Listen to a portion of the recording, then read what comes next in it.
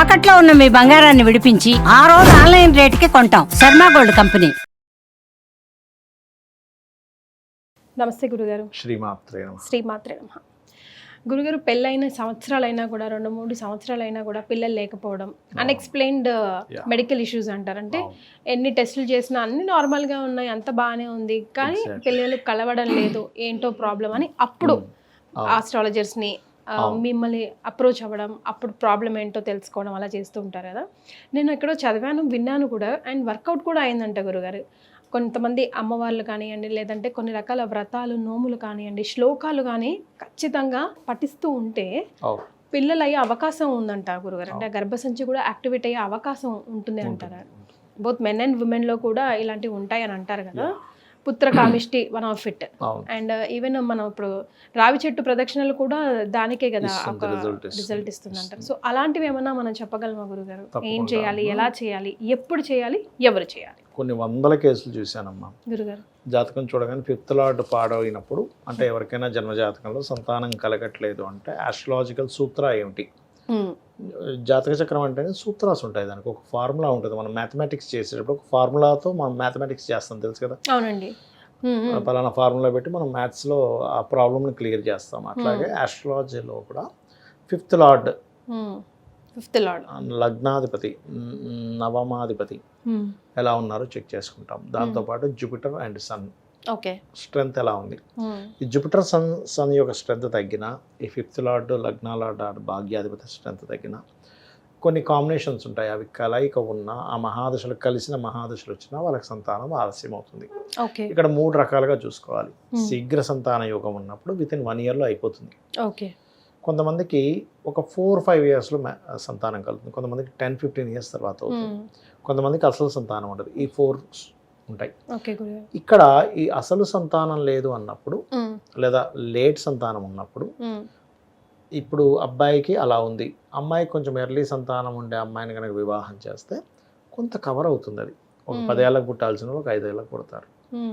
Marriage మ్యాచింగ్లో first ఇది చూస్తాం, వీళ్ళకి సంతాన యోగం తక్కువగా ఉంది, ఈ అమ్మాయికి బాగుంది, దాని ఆటోమేటిక్గా అది సెట్ అయిపోతుంది. అంటే చిన్న ఉదాహరణ ఎలా అంటే, ఇక్కడ నుంచి ఒక కాశీ ప్రయాణం వెళ్ళాలనుకున్నాం, ఒక 20,000 ఖర్చు అవుతుంది. నేను ఇంకో ఫ్రెండ్ వెళ్తున్నాం, లేదా నా దగ్గర 20,000 ఉండాలి, లేదా అబ్బాయి దగ్గర 20,000 ఉండాలి, లేకపోతే మా దగ్గర 10,000 అయినా ఉండాలి. ఇద్దరు 5,000 పెట్టుకుని బయలుదేరితే అక్కడికి వెళ్తాం కానీ రాలేము. అట్లా బలం, కంప్లీట్ బలం ఒకరి దగ్గర ఫుల్గా ఉంటే ఆ పుణ్యంతో వీళ్ళకి సంతానం కలుగుతారు. అండ్ దీనికి ఏ మహాదశలు నడుస్తున్నాయి ఏంటని తెలుసుకొని, మీరు ఇందాక అన్నట్టుగా పుత్రకామేష్టి యాగం అప్పట్లో దశరథ మహారాజ్ చేశారు. ఆయనకి సంతానం 3 భార్యలను ఎందుకు చేసుకున్నారని అంటే, పాపం ఒక్కొక్కరిని ట్రై చేశాడు, అవ్వలేదు. అప్పుడు పుత్రకామేష్టి యాగం చేసి శ్రీరామచంద్రమూర్తి, లక్ష్మణుడు, భరతుడు, శత్రుఘ్నుడు పాయసం ద్వారా మనకి తెలుసు ఆ రామాయణంలో. ఇక్కడ ఏంటంటే చాలా ఉన్నాయి. ఒకటి సూర్య ఉపాసన, లేదా దత్తాత్రేయుడికి సంబంధించినటువంటి దత్త చరిత్ర చదవడం, లేకపోతే దిగంబర శ్రీ పాదవల్లభ దిగంబర సంతాన గోపాలస్వామి యొక్క పూజ చేసుకోవడం. అదేవిధంగా పితృదేవతల యొక్క అనుగ్రహం కూడా సరిగ్గా లేకపోతే వంశాభివృద్ధి ఉండదు. ఇక్కడ చాలామందికి ఒక డౌట్ వస్తుంది, ఏమండి పితృదేవతలు అంటే మనకు తెలుసు, మరి వేరే వేరే విదేశాల్లో అక్కడ పితృదేవతలు ఇట్లాంటివి ఉండవు కదా, మరి అక్కడ కూడా సంతానం కలుగుతుంది కదా అని. పితృదేవతలకి అందేవి ఎలా అందుతాయంటే, కేవలం నువ్వు ఏదో అబ్దికాలు చేయడం వల్ల మాత్రమే అందుతుంది అనుకుంటే తప్పు. నువ్వు చేసే కొన్ని మంచి పనులు ఉంటాయి, పక్షులకి వాటర్ పెట్టడం, ఎవరికైనా దారిలో వెళ్ళి, ఇప్పుడు చలివేంద్రాలు ఉన్నాయి చూసారా, చలివేంద్రం పెట్టడం ద్వారా కూడా పితృదేవతల అనుగ్రహం ఉంటుంది. ఇంకొక ప్రకృతిలో ఇంకొక మంచి పని నువ్వు చేసినప్పుడు అది పితృదేవతలకు కూడా వెళ్తుంది. మనకి లాజిక్ తెలియక, శాస్త్రాలు ఇవి ఉన్నాయని తెలియక, మరి అక్కడ వాళ్ళే పితృదేవతలు చేయట్లేదు, మరి వాళ్ళకి సంతానం ఎలా కలుగుతుంది అని అనుకుంటారు. ఇట్లాంటి వాటి వల్ల కూడా కలుగుతుంది. మనకు తెలియకుండా చేసే చిన్న చిన్న మంచి పనులు, ప్రకృతిలో పక్షులకి వీటికి చేసేటువంటి పనుల వల్ల పితృదేవతలు అనుగ్రహిస్తారు మనకి. అట్లాగే ఇక్కడ మరొక విషయం ఏంటంటే, చాలా కేసెస్ నేను చూశాను కదా, జాతకం చూస్తేనేమో, అమ్మ మీకు మ్యారేజ్ డిస్టర్బెన్స్, ఏదైనా సంతానం విషయంలో డిస్టర్బెన్స్ ఉంది కదమ్మా, మీకు మిస్క్యారేజ్ అయ్యాయి, అవునండి డాక్టర్ గారికి చూపిస్తేనేమో అంత బాగుంది అంటున్నారు, మరి ఎక్కడ ప్రాబ్లము అంటే, ఇక్కడ మీరు అర్థం చేసుకోవాల్సింది ఫస్ట్ మీకు ఎర్లీ, లేట్, ఇంకా లేట్ ఉందా, అసలు లేదా అని తెలుసుకోవాలి. ఎందుకంటే ఒక పిల్లవాడు కానీ అమ్మాయి కావచ్చు అబ్బాయి కావచ్చు ఒక తల్లిదండ్రులకి పుడుతున్నాడు అంటే కంప్లీట్గా వీళ్ళిద్దరికీ రుణపడి ఉన్నాడు అబ్బాయి, లేదా ఈ అబ్బాయికి వీళ్ళిద్దరు రుణపడి ఉన్నారు.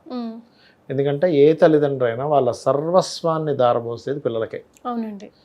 అది ఆస్తి, వాళ్ళ complete love and affection body mind and soul అండి, ఇంకా నో డౌట్ అందులో 100% మంచి మాట చెప్పారు. Body mind and soul and వాళ్ళ అన్ని ఇంకా ఎవ్రీథింగ్ దారబోసేది పిల్లలకే. మరి అంటే ఈ పుట్టేటువంటి శిశువు ఎంత వీళ్ళకి రుణపడి, వీళ్ళు ఎంత రుణపడి ఉంటే వీళ్ళకి కడుపును పడతాడు. అంటే ఎక్కడో జర్నీ జరుగుతుంది, ఆ జర్నీ కంప్లీట్ చేసుకుని వీళ్ళ కడుపును పుట్టాల, ఆ సోల్ వచ్చి సమ్ టైమ్స్ లేట్ అవుతుంది. అది మనం అర్థం చేసుకోవాలి. ఒకటి అంటే ఈ రకంగా చూస్తే అసలు పిల్లలు లేని వాళ్ళే పుణ్యాత్ములు కదా గురుగారు. అంటే ఎవరికి రుణపడి లేదు. అంటే వీళ్ళకి మీరు అన్నది 100% ఒక రకంగా మంచిదే. ఎలా అంటే వీళ్ళకి లాస్ట్ లైఫ్స్ అయినప్పుడు కూడా ఒకసారి పిల్లలు పుట్టరు. మీకు లాస్ట్ అంటే ఆఖరి జన్మలు అయినప్పుడు కొన్ని సింటమ్స్ ఉంటాయి, సంతానం లేకపోవడము, లేకపోతే వాళ్ళకి అప్పటికప్పుడే రిజల్ట్ రావడం.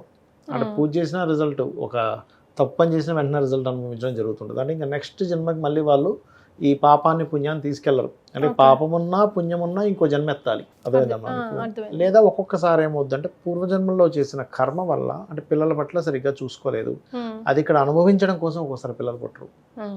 అది కూడా ఉంటుంది ఒక్కోసారి. కానీ వేరే కర్మలు చేస్తున్నాడుగా, వీటి కోసం పుట్టాలిగా, మళ్ళీ జన్మ ఎత్తాలిగా, పిల్లలు ఒకటే కాదుగా అట్లా.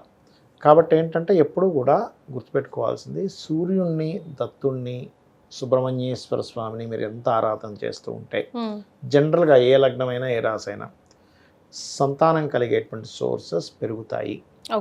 మీ పంచమాధిపతి ఏ గ్రహాల ద్వారా పాడయ్యాడో చూసుకొని దానికి రెమెడీ చేసుకోవాలి. అంటే దానం ఇవ్వడం, మంత్రం చేసుకోవాలి. దానం ఇచ్చే స్తోమత లేకపోతే కనీసం మంత్రం చేసుకోండి, కూర్చున్న చోట అయిపోతుంది, ఖచ్చితంగా సంతానం కలుగుతారు. అలాగే ఇంట్లో వాస్తుపరంగా కూడా తూర్పుకి ఆగ్నేయానికి మధ్య భాగం, దాన్ని తూర్పు ఆగ్నేయము అంటారు. దాన్నే ఇంగ్లీష్లో ఈస్ట్ సౌత్ ఈస్ట్ అంటారు. అంటే ఈస్ట్ వైపు ఉండే సౌత్ ఈస్ట్. అక్కడ ఒక దేవతా స్వరూపం ఉంటుంది. వాస్తు అంటే సకల దేవతలు అసురులు ఉండేటువంటిది వాస్తు పురుషుడు. అక్కడ ఉండే దేవత పని ఏంటంటే మీకు లోపల ఫామ్ అవుతుంది చూసారా, స్త్రీకి అండం తయారవడం, ఫార్మింగ్ అయ్యేదాన్ని నిలిపేది.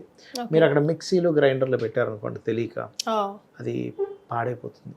అందుకని ఇంట్లో కొత్తగా పెళ్ళైన జంట ఉంది అంటే పొరపాటును కూడా ఈస్ట్ సౌత్ ఈస్ట్ లో పెట్టకూడదు. జనరల్ గా మనం ఏం పెడుతూ ఉంటాం గురుగారు, ఏం పెట్టాలి జనరల్ గా? ఇప్పుడు అందరూ ఇక్కడ యాక్చువల్గా కవ్వం పెట్టమని చెప్పారు. ఈ పాలు, పెరుగు, ఈ చిలికినటువంటి వెన్న, ఈ చిలికేటువంటి అవి పెట్టమని చెప్పారు అక్కడ. ఓకే. దదిమంతన మందిరం అన్నారు, అంటే దది ఇవి చెప్పారు. అంతేగాని అక్కడ వెళ్ళి మిక్సీలో ఏంటంటే కటింగ్ చేస్తుంది మిక్సీ. ఇదేంటంటే ఈ పెరుగు నుంచి వెన్న తీస్తుంది, ఇంకా పాడైపోయిన ప్రోడక్ట్ తీస్తుంది. వెన్న నుంచి ఇంకా నెయ్యి పాడైపోయిన ప్రోడక్ట్ తీస్తుంది. అందుకని దదిమంతర మందిరం అని చెప్పారు అక్కడ. అంటే ఈ చిలికేటువంటిది పెట్టమని చెప్పారు అక్కడ, అది పెట్టుకోవాలి. లేదా మార్కెటింగ్ ఇప్పుడు జనరల్ గా దేవుడి గది ప్లేస్ అనుకోవచ్చా గురుగారు? దేవుడిది కాదు, దేవుడు ఈశాన్యంలో ఉంటాడు. ఈ మధ్య కాలంలో దేవుడిని పెడుతున్నారు కొంతమంది, ఇంచుమించు ఏది పూజకి మన వంటగదిలో ఈశాన్యం, అక్కడ పెట్టకూడదు ఈ మిక్సీలు గ్రైండర్లు, అది ఇబ్బందిని ఇస్తుంది. ఆ జాగ్రత్త తీసుకోవాలి. అండ్ గోసేవ ఎక్కువగా చేస్తూ ఉండాలి. మీరు ఎంత గోసేవ చేస్తే పాపము తొలగి పుణ్యం వస్తుంది. ఎంత సూర్య నమస్కారాలు చేసుకుంటూ ఉంటే మీకు కుంతీదేవి, మనకు మహాభారతం చూడండి, ఆవిడ ఫస్ట్ సూర్యుడు రాగానే ఆయన ఇచ్చిన వరం ఏమిటి? నువ్వు ఈ మంత్రం చదువుకుంటే సంతానం కలుగుతుంది. ఆవిడేదో ట్రైల్ వేద్దామని చూసింది, టక్కన కరుణుడు వచ్చాడు, ఇదేంట్రా అంటే ఏమిటి? సూర్యుడిలో ఉండే శక్తి. ఎందుకండి అలాగా సూర్యుడికి ఎందుకు ఇచ్చారు అంటే, న్యాచురల్ 5th లార్డ్ సూర్యుడు. మనకి మేషం నుంచి తీసుకుంటే పంచమ స్థానాధిపతి సూర్య భగవానుడు, పంచమ మీద సంతానం ఆస్ట్రాలజికల్ గా. అందుకని ఆ అనుగ్రహం మీకు సూర్య భగవానుడి ద్వారా వచ్చేస్తుంది. సో ఇలాంటివి కొన్ని మైండ్ లో పెట్టుకోవాలి కదా గురుగారు. అండ్ సౌందర్య లహరి కూడా ఒకటి, అందులో శ్లోకం ఏదో కూడా చెప్తూ ఉంటారు. ఈవెన్ మన లలితలో కూడా చెప్తూ ఉంటారు కదా గురుగారు, ఎక్కువ పట్టిస్తూ ఉంటే రిజల్ట్ ఉంటుంది అని. కానీ ఏదైనా నమ్మకం ప్రధానం. మంత్రం చదివితే వచ్చేస్తుందా, శ్లోకాలు చదివితే వచ్చేస్తుందా అని క్వశ్చన్ మార్క్ తో స్టార్ట్ చేస్తే అది క్వశ్చన్ గానే ఉండిపోతుంది. భక్తి ప్రధానం. మీకు ఎందుకు మంత్రం యొక్క ప్రభావం ఎంత ఉంటుంది అనడానికి మనకి ఒక దగ్గర ఒక యూనివర్సిటీ వాళ్ళు ప్రయోగం చేశారు.